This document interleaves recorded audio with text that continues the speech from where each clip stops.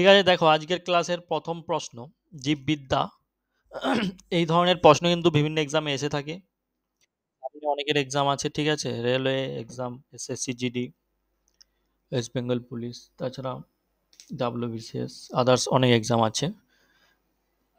এই টপিক কোষ কলা, কোষ বিভাজন বা কোষ অঙ্গাণু, কোষীয় অঙ্গাণু থেকে কিন্তু প্রশ্ন এসে থাকে জীববিদ্যা থেকে, ঠিক আছে।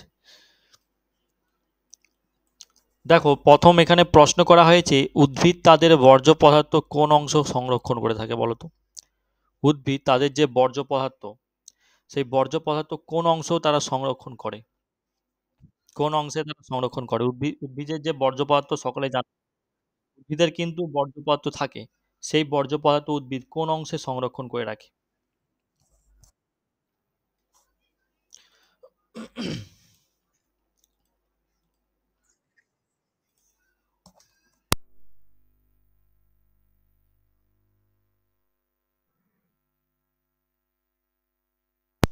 Option C.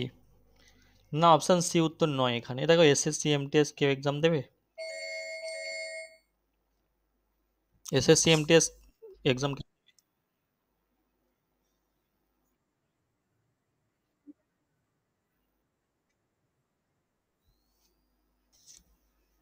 অ্যাডমিট বেরিয়ে যাবে, পরীক্ষার এক সপ্তাহ আগে বেরিয়ে যাবে। ক্লার্কশিপ দেবে, ক্লার্কশিপ।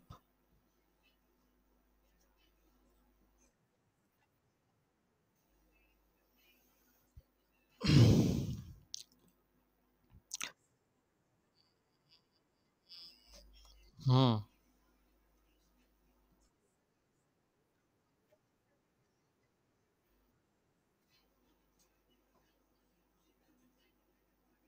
অ্যাডমিট চেক করেছো? কিছু প্রবলেম হয়েছিল হয়তো।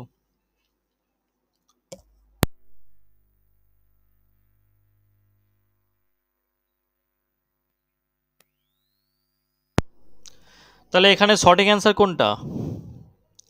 গাছপালা বা উদ্ভিদ তাদের বর্জ্য পদার্থ বিভিন্ন অংশে, যেমন ধরো কাণ্ড, ঠিক আছে, বাকল, পুরানো যে পাতা থাকে, পুরানো পাতায় কিন্তু সংরক্ষণ করে থাকে, ঠিক আছে।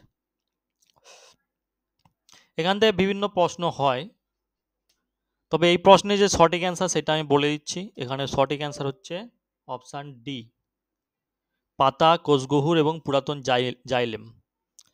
ঠিক আছে, একটা লম্বা গাছ কোথায় তার বর্জ্য পদার্থ সংরক্ষণ করে রাখে? একটা লম্বা গাছ হচ্ছে পুরাতন জাইলেম অর্থাৎ হার্ডউডে, ঠিক আছে, পুরাতন জাইলেমে।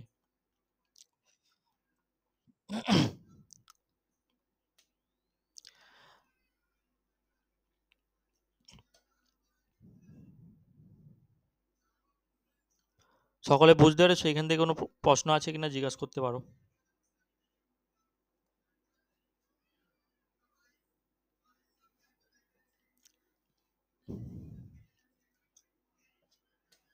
দেখো বেশিরভাগ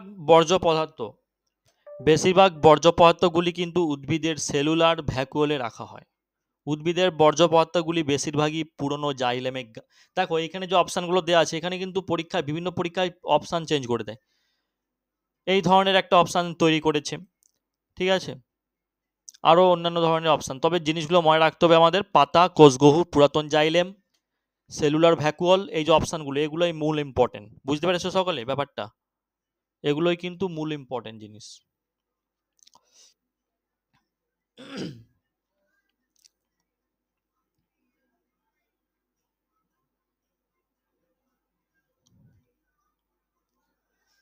ঠিক আছে, চলো পরবর্তী প্রশ্ন চলে যাচ্ছি।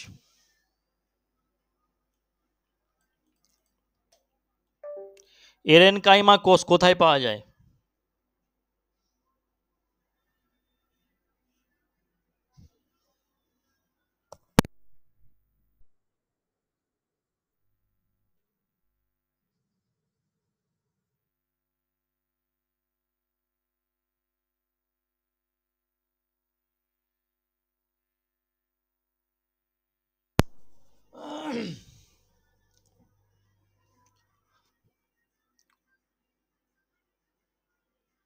কারোর জানা নেই, তাই তো? দেখো ভারত দাগের অপশন ডি বলেছো কেউ? কচুরিপানা বলেছো না? Option D is the right answer. আচ্ছা, বন্যা পরিস্থিতি হয়েছে ওদিকে নাকি কারোর? আমাদের দেখো, আমাদের পাঁশকুড়ায় কিন্তু বন্যা হয়েছে। হ্যাঁ, নদীর বাঁধ ভেঙে গিয়েছে, ঠিক আছে। কংসাবতী নদী জানা আছে কারোর নাম? নদীর নদীর বাঁধ ভেঙে, ঠিক আছে, পাঁশকুড়ায় কিন্তু বন্যা প্রবণ এলাকা, সেদিকে যে জলটা এদিকে কিন্তু পাস করছে। ক্ষীরাই নাম শুনেছো? ফুলের ফুলের বাগান এখন, ক্ষীরা এখন ফুলের বাগান সবাই দেখতে যাচ্ছে না এখন? দেখতে যায় শীতকালের দিকে, বেশি সবাই ভিড় করে ক্ষীরায়। ওখানে পুরো পুরো ভরে গিয়েছে, মানে ফুল বাগানটা। এবারে বোধহয় আর শীতকালে কেউ যেতে পারবে না। ওখানের যে জলগুলো, ওখানে কি হচ্ছে, আস্তে আস্তে শুকিয়ে যাচ্ছে, ঠিক আছে। আমাদের এই সাইডে আস্তে আস্তে কিন্তু জল এদিকে ট্রান্সফার করে দিচ্ছে।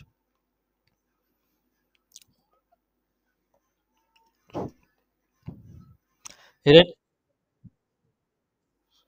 দেখো ডিবিসি যে, এবারে ডিবিসির জল ধারণ ক্ষমতা কিন্তু কমে যাচ্ছে, কেন বলো তো? আস্তে আস্তে কিন্তু এই যে মাইথন পাঞ্চেত বাঁধগুলো, ঠিক আছে, এগুলোই কিন্তু যে পলি না, ওই পলি অনেক জমে গিয়েছে। সেক্ষেত্রে পলি জমা যাওয়ার কারণে জল ধারণ করার ক্ষমতাও কিন্তু আস্তে আস্তে কমে যাচ্ছে। এবার সরকার থেকে বলছে যে পলি যদি সংস্কার করা যায়, সেক্ষেত্রে 50,000 কোটি টাকার মতো খরচা হবে।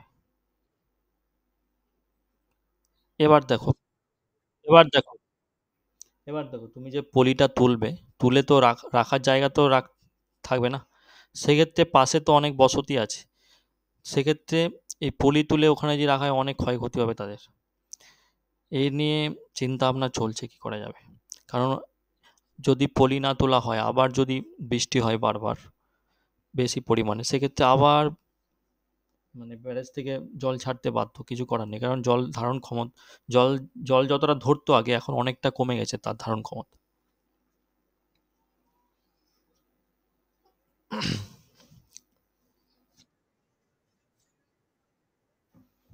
আড়াই লক্ষ?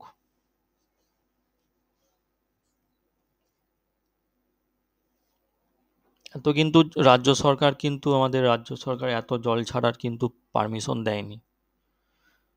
2.3 দিয়েছিল, তার জায়গায় 2.5 লক্ষ।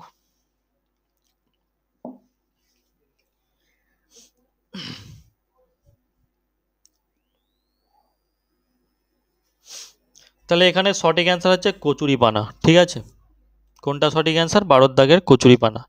দেখো, এরেন কাইমা হচ্ছে জলজ, তাই তো? কচুরিপানা জলজ তো? এরেন কাইমা হচ্ছে জলজ এবং জলাভূমি গাছগুলিতে বিস্তৃত। আচ্ছা, কচুরিপানা জলাভূমিতে বেশি হয়, তাই তো?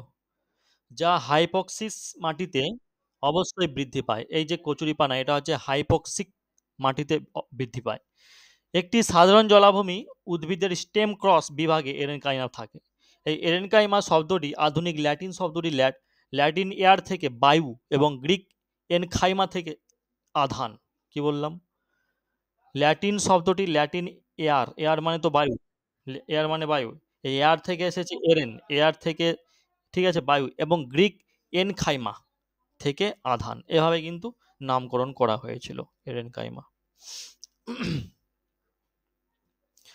ঠিক আছে, চলো পরবর্তী প্রশ্ন। উদ্ভিদের দেহের কোথায় স্টার্চ, প্রোটিন এবং স্নেহ পদার্থ সঞ্চিত হয়?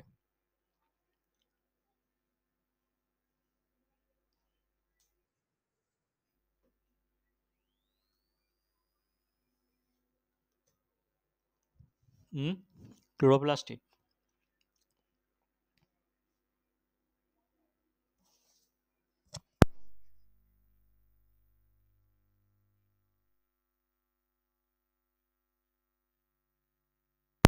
দেখো, 13 দাগের সঠিক অ্যান্সার হচ্ছে অপশান সি, লিউকোপ্লাস্ট।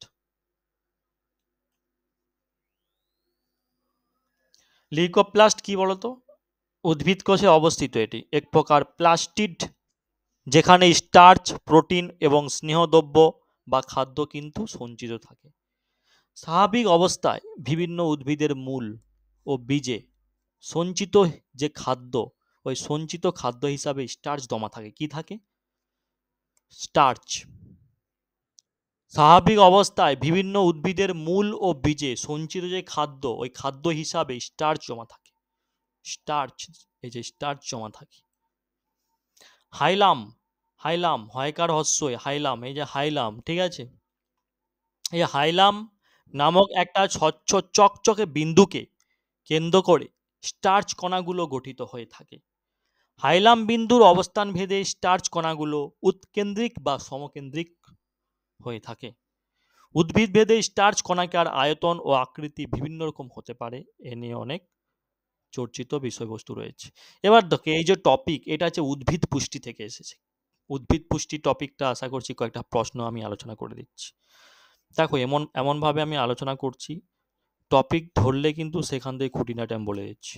এবার তোমাদের কাজ ওটাকে ভালো মতো ক্যাপচার করে পড়াশোনা চালিয়ে যাওয়া। নিম্নলিখিত নিম্নলিখিত কোন যুগ্ম ধরনের পৌষ্টিক তত্ত্ব সঠিক? ম্যাক্রোনিউট্রিয়েন্ট লৌহ না মাইক্রোনিউট্রিয়েন্ট ক্যালসিয়াম? কোনটা সঠিক বলো তো? কোন যুগ্ম ধরনের পৌষ্টিক তত্ত্ব সঠিক? কোনোটিই সঠিক নয়। দেখো, উদ্ভিদের সঠিক শারীরবৃত্তীয় কার্যকারিতার জন্য পুষ্টির কিন্তু প্রয়োজন হয়। পুষ্টি উপাদানগুলিকে ম্যাক্রো এবং মাইক্রো নিউট্রিয়েন্ট ভাগ করা যায়। লৌহ একটি মাইক্রোনিউট্রিয়েন্ট। লৌহ একটি কি? মাইক্রোনিউট্রিয়েন্ট।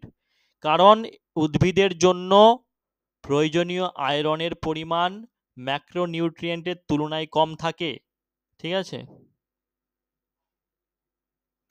তাহলে আমরা তো এখানে উল্টি দিয়েছে, দেখো আমি অপশানে বলেছি ম্যাক্রোনিউট্রিয়েন্ট আর মাইক্রোনিউট্রিয়েন্ট।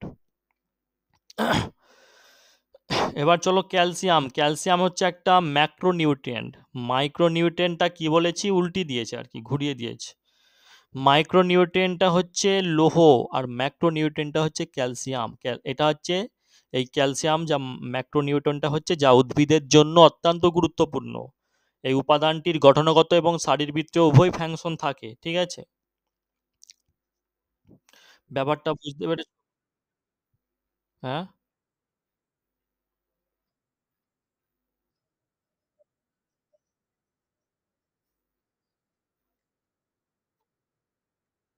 হুম। চলো পরবর্তী, নিচের কোন, হ্যাঁ, নিচের কোন লিউকোপ্লাস্ট তেল ও চর্বি সঞ্চয় করে? নিকোপ্লাস্ট, অ্যামাইলোপ্লাস্ট, ইলাইওপ্লাস্ট, অ্যালিওরোপ্লাস্ট? কোন লিউকোপ্লাস্ট? ইলাই, হস্যই লয়কার হস্যই, ইলাইওপ্লাস্ট। ইলাইওপ্লাস্ট, ঠিক আছে, ইলাইও ইলাইওপ্লাস্ট এটা।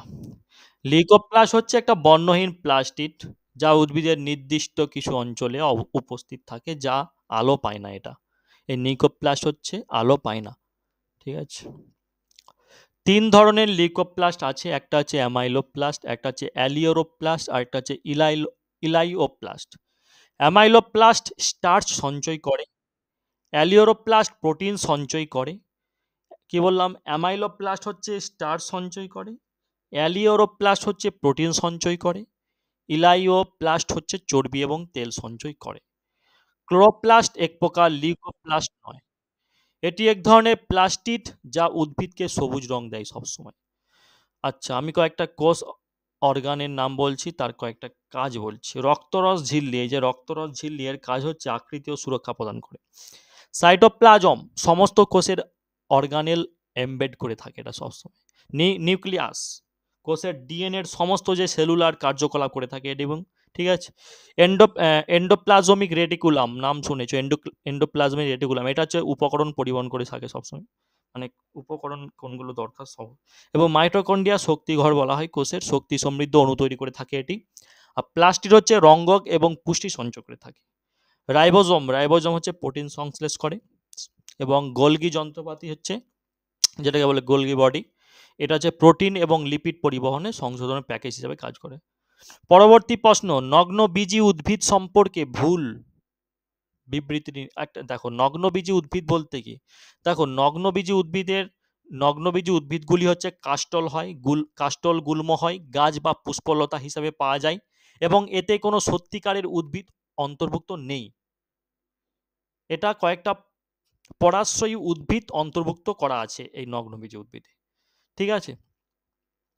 নগ্নবীজি উদ্ভিদগুলি সাধারণত প্রজননের ক্ষেত্রে ধীর হয় এবং পরাগায়ন এবং নিষক্তকরণের মধ্যে ১ বছর পর্যন্ত পার হতে পারে এবং বীজের পরিপক্কতার জন্য ৩ বছর প্রয়োজন হতে পারে এটি। আর নগ্নবীজ উদ্ভিদের শঙ্কু এবং স্ট্রোবিলি এবং নগ্ন বীজ প্রদর্শন করে, তবে এটা ফুল নয়। নগ্নবীজ উদ্ভিদ কিন্তু ফুল নয়। ঠিক আছে? পরবর্তী প্রশ্ন, নিচের কোনটি মাটি দ্বারা সরবরাহকৃত মাইক্রোনিউট্রিয়েন্টের উদাহরণ? Potassium, iron, calcium, sulphur. মাইক্রোনিউট্রিয়েন্টের উদাহরণ মাটি দ্বারা সরবরাহকৃত। Potassium, iron, calcium, sulphur.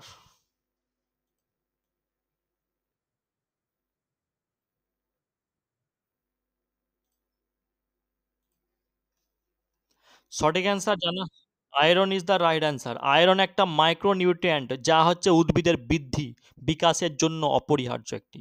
এটি সাধারণত মাটিতে অল্প পরিমাণে পাওয়া যায় বটে, তবে গাছপালা তাদের শিকড়ের মাধ্যমে গ্রহণ করে নেয়। আয়রন ক্লোরোফিল উৎপাদনের মুখ্য ভূমিকা পালন করে, যা হচ্ছে সালোক সংশ্লেষণের জন্য প্রয়োজনীয়। উদ্ভিদে আয়রনের ঘাটতি বৃদ্ধিতে বাধা, ক্লোরোসিস যেটা হচ্ছে পাতা হলুদ হয়ে যায় ক্লোরোসিসের, ঠিক আছে, এবং ফলন হ্রাস করতে পারে। পটাশিয়ামকে উদ্ভিদ বৃদ্ধির জন্য একটা অপরিহার্য পুষ্টি। এটি একটা মাইক্রোনিউট্রিয়েন্ট হিসাবে শ্রেণীবদ্ধ করা হয়েছে। এই পটাশিয়ামকে ম্যাক্রোনিউট্রিয়েন্ট হিসাবে শ্রেণীবদ্ধ করা হয়েছে। কারণটা কি না, উদ্ভিদ তাদের জীবনচক্রের সময় প্রচুর পরিমাণে কে গ্রহণ করে, কে মানে কি পটাশিয়াম। তারপরে চলে যাও ক্যালসিয়াম। আগেই বলেছি ক্যালসিয়াম একটা কি বলতো, ম্যাক্রোনিউট্রিয়েন্ট যা কোষের প্রাচীর গঠন এবং অন্যান্য কাজের জন্য উদ্ভিদের প্রচুর পরিমাণে প্রয়োজন। তারপরে যেটা সালফার একটা হচ্ছে ম্যাক্রোনিউট্রিয়েন্ট সালফার। উদ্ভিদে অ্যামোনি অ্যাসিড এবং প্রোটিন সংশ্লেষের জন্য এটা কিন্তু দায়ী। ঠিক আছে, এই সালফার। এগুলো অবশ্যই কোনটা ম্যাক্রো কোনটা মাইক্রো, ঠিক আছে, এগুলো অবশ্যই নোট করে নেবে। পরবর্তী প্রশ্নে চলে যাচ্ছি, পতঙ্গভুক উদ্ভিদ মাটিতে কিসের ঘাটতিতে জন্মায়? দেখো প্রশ্নগুলো আসবো, এই 13 দাগে থেমে গেছে, এই টপিকটা থেকে ক্লিয়ার করে আবার চলে যাচ্ছি পরবর্তী টপিকে। ঠিক আছে, তোমরা অবশ্যই নোট করে নেবে। চলো, পতঙ্গভুক উদ্ভিদ মাটিতে কিসের ঘাটতিতে জন্মায়? জল, ম্যাগনেসিয়াম, নাইট্রোজেন, ক্যালসিয়াম। হ্যাঁ, কোনটা? Nitrogen is the right answer. পতঙ্গভুক উদ্ভিদ মাটিতে কিসের ঘাটতিতে জন্মায়? নাইট্রোজেনের। দেখো মাংসাশী উদ্ভিদ হেটেরোট্রপস এই হেটেরোট্রপস থেকে প্রয়োজনীয় পুষ্টি গ্রহণ করে থাকে সবসময় কে? মাংসাশী উদ্ভিদরা। এই গাছগুলো পোকামাকড়কে আটকে রাখে এবং নাইট্রোজেনের অভাবযুক্ত মাটিতে, ঠিক আছে, বেড়ে ওঠার ফলে তারা মাটি থেকে পুষ্টি পায় না। এরা তাদের হেটেরোট্রফ বা ভোক্তা বলা হয়, কেননা তারা শুধুমাত্র পোকামাকড় থেকে পুষ্টি গ্রহণ করে। এই উদ্ভিদ সালোক সংশ্লেষণ প্রক্রিয়া থেকে কলসপত্রী। হ্যাঁ, দেখো পতঙ্গভুক হচ্ছে এমন উদ্ভিদ যা পোকামাকড়কে খাওয়ায়। ঠিক আছে, এটা মাথায় রাখতে হবে। পরবর্তী প্রশ্ন, নিচের কোনটি মাংসাশী উদ্ভিদ? চলে যাচ্ছে, প্রশ্ন করেছে নিচের কোনটা মাংসাশী উদ্ভিদ? ক্লার্কিয়া, ড্রোসেরা, এলিজাম, হলিহক।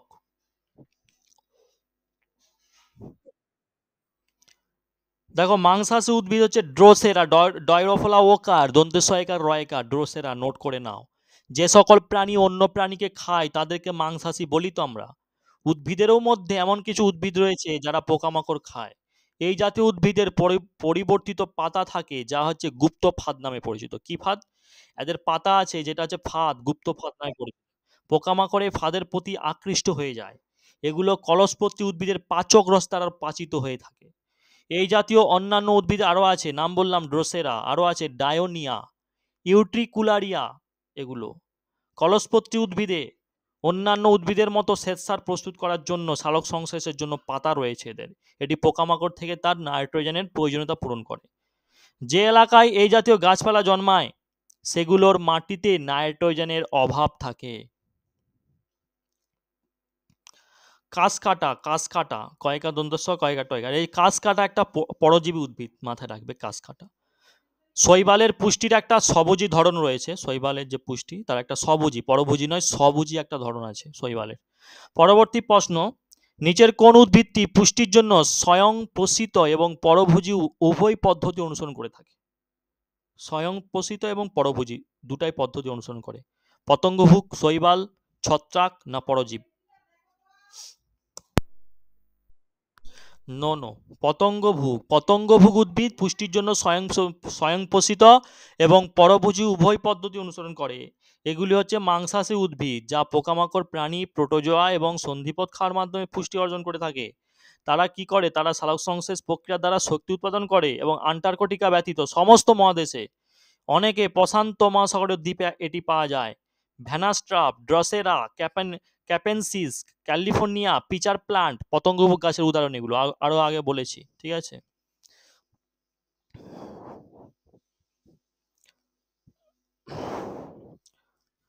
পরজীবী, দেখো পরজীবীর তিনটি প্রধান শ্রেণী রয়েছে যা মানুষের মধ্যে রোগের কারণ হতে পারে।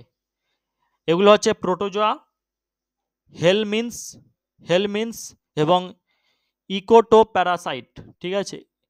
এটি এমন একটি জীব যা অন্য আশ্রয়দাতা জীবের মধ্যে থাকে এবং এর থেকে খাবার সংগ্রহ করে বা আশ্রয়দাতা থেকে খাবার সংগ্রহ করে নেয়। এগুলো পেট এবং অন্ত্রে কৃমি, ত্বকের ছাড়পোকা, চুল, শরীরের উকুন এবং প্রোটোজোয়া এগুলো সবই কিন্তু পরজীবীর উদাহরণ বললাম। পেট, অন্ত্রে কৃমি, ত্বকের ছাড়পোকা, চুল, শরীরের উকুন, প্রোটোজোয়া এগুলো সবই পরজীবী। পরজীবী বিষয়ের অধ্যয়নকে আমরা কি বলি বলতো? পরজীবী বিষয়ের অধ্যয়নকে কি বলি? পরজীবী বিদ্যা, তাই তো। পরবর্তী প্রশ্ন, নিম্নলিখিতগুলির মধ্যে কোনটি একটা পতঙ্গভুক উদ্ভিদ? স্বর্ণলতা, কলসপত্রী, জবা না গোলাপ? কোনটা হবে?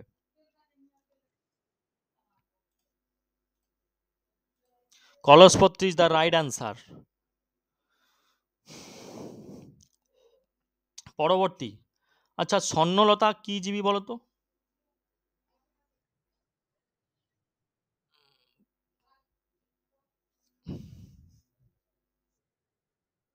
পরজীবী ইজ দ্য রাইট অ্যান্সার। জবা কি?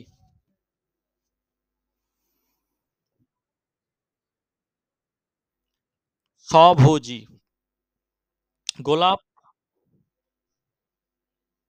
গোলাপ স্বভোজী। হ্যাঁ, হ্যাঁ। পরবর্তী প্রশ্ন, নিচের কোন উদ্ভিদ অত্যন্ত লবণাক্ত পরিস্থিতিতে বেঁচে থাকতে পারে? এপিফাইটস, হ্যালোফাইটস, জেরোফাইটস, হাইড্রোফাইটস?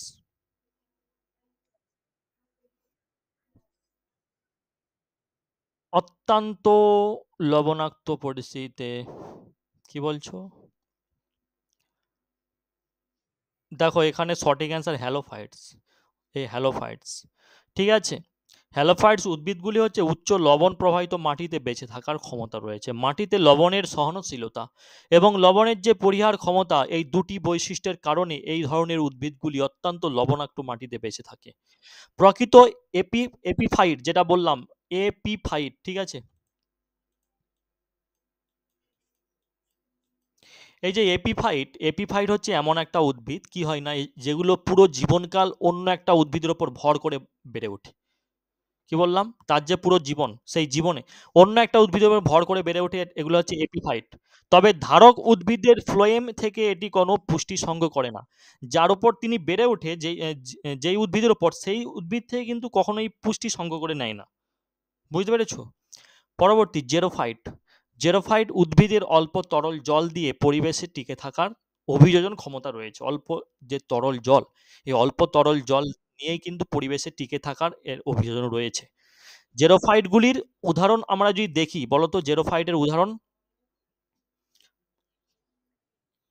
অল্প কিছু তরল, দেখো না তোমরা ক্যাকটাস গাছ দেখো না, আনারস গাছ, এগুলো হচ্ছে অল্প অল্প কিছু তরল জল নিয়ে বেড়ে ওঠে। ক্যাকটাস, আনারস। পরবর্তী, এই হাইড্রোফাইট উদ্ভিদগুলো সম্পূর্ণ বা আংশিকভাবে স্বাদু জলে ডুবন্ত অবস্থায় থাকে। স্বাদু জল, ডুবন্ত অবস্থায় এগুলি তাদের কোষ থেকে অতিরিক্ত জল অপসারণ করতে পারে। নিজেদের কোষ থেকে অত্যন্ত জল কিন্তু অপসারণ করতে পারে হাইড্রোফাইটগুলির পাতাগুলো বড় আকারের হয়ে থাকে এবং ওই পাতাগুলির ওপরের তলগুলিতে প্রচুর সংখ্যক স্টোমাটা রয়েছে। ঠিক আছে? পরবর্তী প্রশ্ন, নিম্নলিখিত কোনটি উদ্ভিদের হরমোন? উদ্ভিদ হরমোনের নাম বলো। মেলাটোনিন, গ্যাস্ট্রিন না সাইটোকিনিন না কোলেসিস্টোকিনিন, কোনটা হবে? সাইটোকিনিন হচ্ছে উদ্ভিদ হরমোন। ঠিক আছে? সাইটোকিনিন উদ্ভিদে দ্রুত কোষ বিভাজনে সহায়তা করে। সাইটোকিনিন মূলত নারকেলের জলে উপস্থিত থাকে। কিসের জলে? নারকেলের জলে। দুই ধরনের দুই ধরনের সাইটোকিনিন আছে। একটা হচ্ছে অ্যাডিনিন টাইপ সাইটোকিনিন, আর একটা হচ্ছে ফেনিলুরিয়া টাইপ সাইটোকিনিন। একটা হচ্ছে অ্যাডিনিন টাইপ সাইটোকিনিন, আর একটা হচ্ছে ফেনিলুরিয়া টাইপ সাইটোকিনিন। এই সাইটোকিনিনগুলো কোষ বিভাজনে এবং অঙ্কুর এবং মূল এবং রূপান্তরে উদ্ভিদ প্রক্রিয়ায় জড়িত থাকে। কৃষকরা ফসলের বৃদ্ধিতে কিন্তু এই সাইটোকিনিন ব্যবহার করে থাকে। কৃষকরা, ঠিক আছে? কৃষিকাজ যারা করে, ঠিক আছে? কৃষকেরা ফসল বৃদ্ধি করার জন্য সাইটোকিনিন হরমোন এটা কিন্তু ব্যবহার করে থাকে। আচ্ছা, পিনিয়াল গ্রন্থি নাম শুনেছো? পিনিয়াল গ্রন্থি দ্বারা লুকোনো হরমোনের নাম হচ্ছে মেলাটোনিন। কি?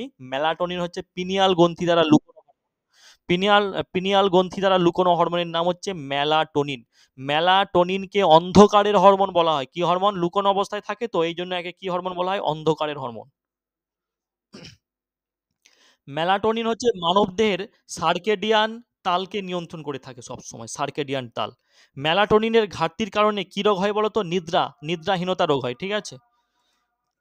আচ্ছা, একটু ওয়েট কর।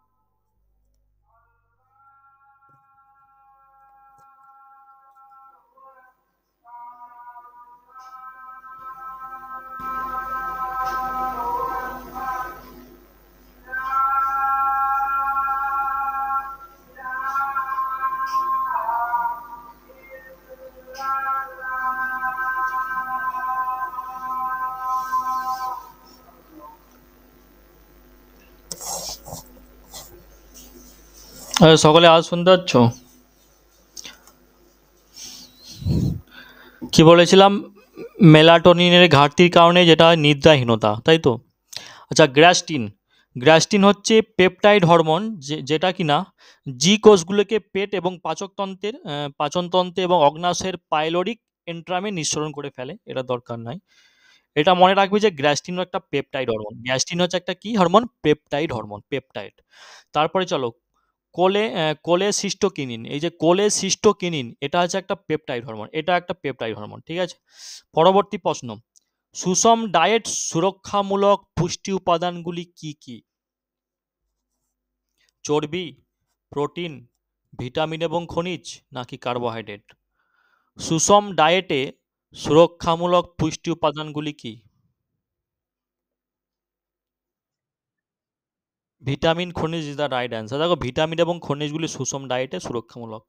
যে ডায়েটে প্রতিটি পুষ্টির যথাযথ পরিমাণ থাকে, তাই তো? আমরা যে খাবার গ্রহণ করি একটা ডায়েট করলাম আমরা, ঠিক আছে? সেই ডায়েটে যেন প্রতিটি পুষ্টি যথাযথ পরিমাণে থাকে, তাকে তো আমরা সুষম খাদ্য বলি, ঠিক আছে? আমাদের শরীর ভিটামিনের সংশ্লেষ করতে পারে না। কি করে? আমাদের যে প্রাকৃতিক উৎসের খাদ্য যেমন ফল, শাকসবজি এগুলো আছে সব প্রাকৃতিক উৎসের খাদ্য। গ্রহণ করা প্রয়োজন। এগুলো অবশ্যই আমাদের গ্রহণ করা প্রয়োজন। পালং শাক, বাঁধাকপি, বেগুন, মটরশুঁটি, ফলের মতো যে শাকসবজিগুলোকে কিন্তু সুরক্ষামূলক খাবার বলা হয়ে থাকে। ঠিক আছে? এই উপাদানগুলি আমাদের রোগ থেকে রক্ষা করে থাকে, তাই এগুলো খাদ্যের প্রতিরক্ষামূলক উপাদান হিসাবে আমরা ধরতে পারি। ভিটামিনের বৈজ্ঞানিক ভিটামিন এর বৈজ্ঞানিক নাম কি আমরা জানি? রেটিনল, তাই তো? এর অভাবে কি রোগ হচ্ছে? রাতকানা রোগ হচ্ছে। ঠিক আছে? আচ্ছা, ভিটামিন ডি এর অভাবজনিত রোগ, ভিটামিন ডি এর যে বৈজ্ঞানিক নামটা হচ্ছে কি বলতো? কোলেক্যালসিফেরল বা এগ্রোক্যালসিফেরল। কোলেক্যালসিফেরল কোলেক্যালসিফেরল ডি3 বা এগ্রোক্যালসিফেরল ডি2। এটা হচ্ছে রিকেট রোগে হয়। ঠিক আছে? চলো, ভিটামিন ই এর রাসায়নিক নাম হচ্ছে টোকোফেরল। ঠিক আছে? বা টোকোট্রিয়েন্টস। ঠিক আছে? টোকোফেরলস। টোকোফেরলস এটা মনে রাখবে যে টোকোফেরলস। সদ্যজাত যে শিশুদের মৃদু হেমোলাইটিক যে অ্যানোমিয়া হয় এটার জন্যই হয় ভিটামিন ই এর অভাবে। ঠিক আছে? ভিটামিন কে হচ্ছে রাসায়নিক নাম হচ্ছে ফাইলোকুইনোন বা ম্যানাকুইনন হবে। ঠিক আছে? ম্যানাকুইননস। এটা হচ্ছে রক্তপাতজনিত বা ডাইথিসিস রোগ হয়। ভিটামিন বি এর হচ্ছে থিয়ামিন বেরি রোগ হয়। ভিটামিন সি এর হচ্ছে অ্যাসকার্বিক অ্যাসিড। এটা স্কার্বি রোগ হয়। ঠিক আছে? চলো পরবর্তী প্রশ্ন। নিম্নলিখিত কোন কলা এগুলো আলোচনা করেছিলাম একটা ক্লাসে। তারপরে টাচ করে বলে দিলাম। সেগুলো ভালো করে আলোচনা করেছি। নিম্নলিখিত কোন কলা উদ্ভিদে খাদ্য পরিবহন করে? জাইলেম, ফ্লোয়েম, প্যারেনকাইমা না কুলেনকাইমা?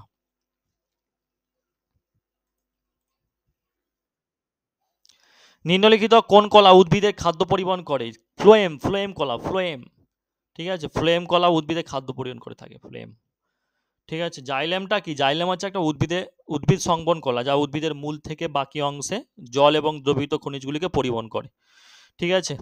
চলো পরবর্তী প্রশ্ন চলে যাচ্ছি আমরা। নিম্নলিখিত কোন উদ্ভিদ হরমোন বৃদ্ধিতে বাধা সৃষ্টি করে বলতো? নিম্নলিখিত কোন উদ্ভিদ হরমোন বৃদ্ধিতে বাধা সৃষ্টি করে? সাইটোকাইনিন, অ্যাবসাইটিক অ্যাসিড, জিব্বারেলিনস না অক্সিন? হ্যাঁ, অ্যাবসাইটিক অ্যাসিড। চলো শেষ প্রশ্ন এই টপিকের। নিম্নলিখিত কোন খনিজ বা পুষ্টি পদার্থের ঘাটতির ফলে উদ্ভিদের বৃদ্ধি ব্যাহত হয়? লোহা, ক্যালসিয়াম, ম্যাগনেসিয়াম, তামা? ক্যালসিয়াম। দেখ ক্যালসিয়ামের ঘাটতির ফলে কিন্তু, ঠিক আছে, উদ্ভিদের বৃদ্ধি কিন্তু ব্যাহত হয়। বুঝতে পেরেছো? উদ্ভিদের যে বৃদ্ধি ব্যাহত হয়। আচ্ছা, ক্যালসিয়ামের ঘাটতি গাছগুলিতে কয়েকটা বৃদ্ধি যেমন পুষ্টি পদার্থের ঘাটতি। পুষ্টি পদার্থের ঘাটতি যেমন ক্যালসিয়ামের ঘাটতির ফলে কি রোগ হয় বলতো? স্টান্টিং রোগ হয় বা নেক্রোসি। একটি গাছের বৃদ্ধি ব্যাহত হয়। পাতার কলার মৃত্যু হয়ে যায়। এই যে ক্যালসিয়ামের অভাবে কিন্তু পাতার যে কলা সেই কলার মৃত্যু হয়। লোহা হচ্ছে যে রোগটা হয় ক্লোরোসিস রোগ। এটি উদ্ভিদের একটা অস্বাভাবিক অবস্থা যেখানে কাণ্ড, পাতা ফ্যাকাসে সবুজ হলুদ হয়ে যায়। তামা হচ্ছে শাখা কাণ্ডের ডাইব্যাক রোগ হয়ে যায়। কাস্টল উদ্ভিদের কাণ্ড এবং শাখার কলা মৃত্যু হয়। ঠিক আছে? আচ্ছা, এই টপিক আমরা কিন্তু ক্লিয়ার করলাম। আশা করছি এখান থেকে যদি পরীক্ষায় আসে তোমরা অবশ্যই পারবে। চলো পরবর্তী প্রশ্ন। নিচের কোনটি অ্যামিবার শরীরে জল সংরক্ষণ করে?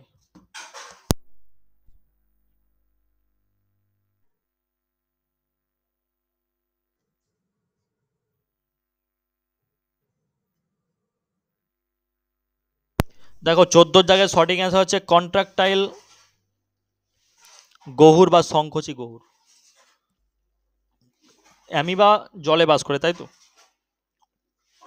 অ্যামিবা জলে বাস করে, জল তার কোষের ভিতরে, জল কি করে, জল তার কোষের ভিতরে ও বাইরে যেতে পারে। অ্যামিয়া জলে বাস করে কিন্তু জল তার কোষের ভিতরেও যেতে পারে, বাইরে। হ্যাঁ, তাই অ্যামিবাতে অসমো রেগুলেশন তার ক্ষুদ্র দেহের ভিতরে জল এবং অন্যান্য পদার্থের সঠিক ভারসাম্য বজায় রাখতে পারে। অ্যামিবা আছে, ঠিক আছে, প্যারামেসিয়াম স্পঞ্জ, এগুলো হচ্ছে এককোষী সব, এগুলো হচ্ছে এককোষী প্রাণী, প্যারামেসিয়াম স্পঞ্জ। এই প্রাণীদের সাইটোপ্লাজমে গহুর জাতীয় অঙ্গাণু থাকে যা জল সংরক্ষণে সহায়তা করে। ক্লিয়ার? আশা করছি সকলে বুঝতে পেরেছো। কোনো প্রশ্ন থাকলে অবশ্যই করতে পারো। আচ্ছা, এখান থেকে একটা প্রশ্ন তোমাদেরকে ছুড়ে দিচ্ছি, তোমরা বলতে পারো। যেমন এসএসসি এমটিএস এক্সাম এসেছিল, ঠিক আছে, এসএসসি এমটিএস 2022 সালে সিপ নম্বর 1 এসেছিল যে অ্যামিবা ড্যাশ প্রক্রিয়ার মাধ্যমে তার খাদ্য অর্জন করে। সালোক সংশ্লেষণ, ব্যাপন, এন্ডোসাইটোসিস না এক্সোসাইটোসিস?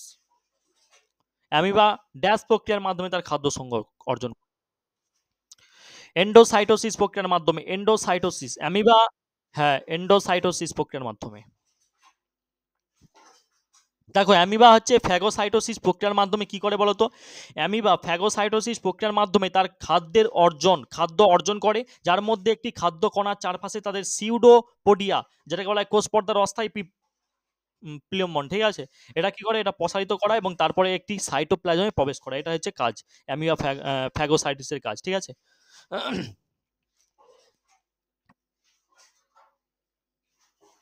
ঠিক আছে, চলো পরবর্তী পয়েন্টে চলে যাচ্ছি। ঠিক আছে, অনেক দেরি হয়ে গেছে। ক্লাসটা আজকে একটু বৃষ্টি হয়েছিল, লাইনটা প্রবলেম হয়েছে, আর ক্লাসটা দেরি হয়ে গেছে, ঠিক আছে। চলো সকলে এই টাইমটা একটু, অনেক কাজ আছে এইখানে, এই প্রশ্নটাই শেষ, ঠিক আছে। র- রোহিও রোহিও পাতা, ঠিক আছে, চলো। রোহিও পাতার একটি স্লাইডে চিনির গাঢ় দ্রবণ যোগ করলে, ঠিক আছে, যোগ করলে কি পরিবর্তন লক্ষ্য করা যায়? এটা যোগ করলে হবে যোগ করলে কি পরিবর্তন লক্ষ্য করা যায়?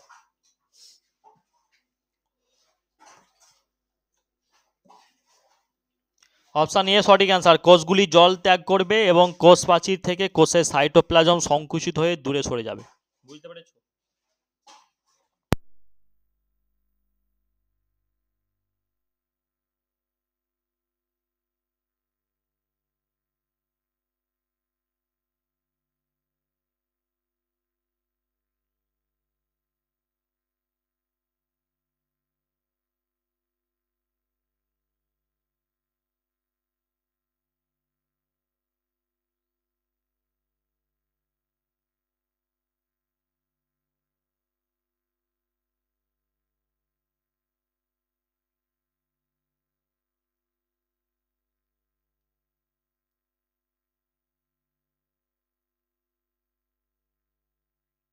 আচ্ছা, দেখো এখান দিয়ে এটা বুঝতে পেরেছো সকলে কোনটা সঠিক অ্যান্সার হয়েছে?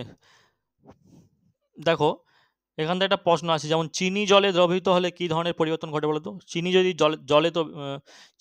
জলে দ্রবীভূত হয় কি ধরনের পরিবর্তন ঘটে? রাসায়নিক, ভৌত, রাসায়নিক তারপর ভৌত, না ভৌত তারপর রাসায়নিক, কোনটা হবে? চিনি যদি জলে দ্রবীভূত হয় কি ধরনের পরিবর্তন ঘটে, জানা আছে কারোর? দেখো, চিনি যদি জলে দ্রবীভূত হয় এটা হচ্ছে ভৌত পরিবর্তন, ওই জল থেকে তো আর চিনি হবে না, তাই তো? ভৌত পরিবর্তন কোনগুলো? দেখো, চিনি যদি জলে দ্রবীভূত হয়, চিনি জলে দ্রবীভূত হলো, ওই ওই যে জলটাই দ্রবীভূত হয়েছে চিনি, ওই জল থেকে আর চিনি রূপান্তর হবে, চিনি পাওয়া যাবে, পাওয়া যাবে না, এই জন্যেই ভৌত পরিবর্তন। ক্লিয়ার?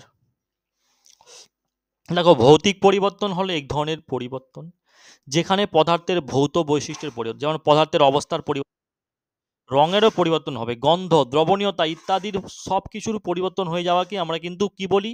ভৌতিক পরিবর্তন। ঠিক আছে, এই ভৌতিক পরিবর্তনের সময় পদার্থের গঠন, রাসায়নিক প্রকৃতির কোনোটিই পরিবর্তন হয় না। এই পরিবর্তনের সময় অণুগুলি অভ্যন্তরীণ গঠনকে প্রভাবিত না করে নিজেদেরকে পুনর্বিন্যাস করে দেয় সম্পূর্ণ। একটা ভৌতিক পরিবর্তন রাসায়নিক সম্পত্তি প্রভাবিত করে না, ঠিক আছে। জলে চিনি দ্রবীভূত করা, এই যে জলের চিনি দ্রবীভূত করা, এটা একটা ভৌতিক পরিবর্তন। কারণটা কি? এর ফলে কোনো নতুন পদার্থ তৈরি হয় না, তৈরি হচ্ছে কি হয়নি, এটি একটা বিপরীতমুখী পরিবর্তন। কারণ কি? কারণ বাষ্পীভবন দ্বারা ক্যালাসন প্রক্রিয়ার মাধ্যমে দ্রবণ থেকে চিনি এবং জল ফিরিয়ে আনা কিন্তু যায় না, রাসায়নিক পরিবর্তন হচ্ছে কি উপাদানের অপর একটা পরিবর্তনকেই বলবো রাসায়নিক পরিবর্তন। ভিন্ন বৈশিষ্ট্য সহ নতুন পদার্থ এবং এক বা একাধিক নতুন পদার্থের দ্বারা গঠিত বস্তুকেই কিন্তু আমরা রাসায়নিক পরিবর্তন বলবো। ঠিক আছে? আচ্ছা, রাসায়নিক পরিবর্তন আর ভৌতিক পরিবর্তন, এটা যদি কারো বুঝতে অসুবিধা হয় অবশ্যই বলবে। ঠিক আছে? আরেকটা প্রশ্ন করছি, একটা চিনির দ্রবণে চিনি কি রূপে থাকে? দ্রাবক রূপে, দ্রাব রূপে, না ক্লোয়েড রূপে, না নিলম্বন রূপে? একটা চিনির দ্রবণে চিনি সবসময় কি রূপে থাকে বলতো? দ্রাব রূপে থাকে। ঠিক আছে? দ্রাব। একটা চিনি দ্রবণে চিনি একটি দ্রাব হিসাবে থাকে। একটা চিনি দ্রবণে জল একটা দ্রাবক হিসাবে থাকে সবসময়। ঠিক আছে? দ্রাবটা কি আমরা জানবো, তারপর দ্রাবক জানবো। ঠিক আছে? তারপর ক্লোয়েড জানবো, তারপরে নিলম্বন জানবো। দেখো দ্রাবটা কি, দ্রাব হচ্ছে একটা দ্রবণের মধ্যে উপস্থিতি।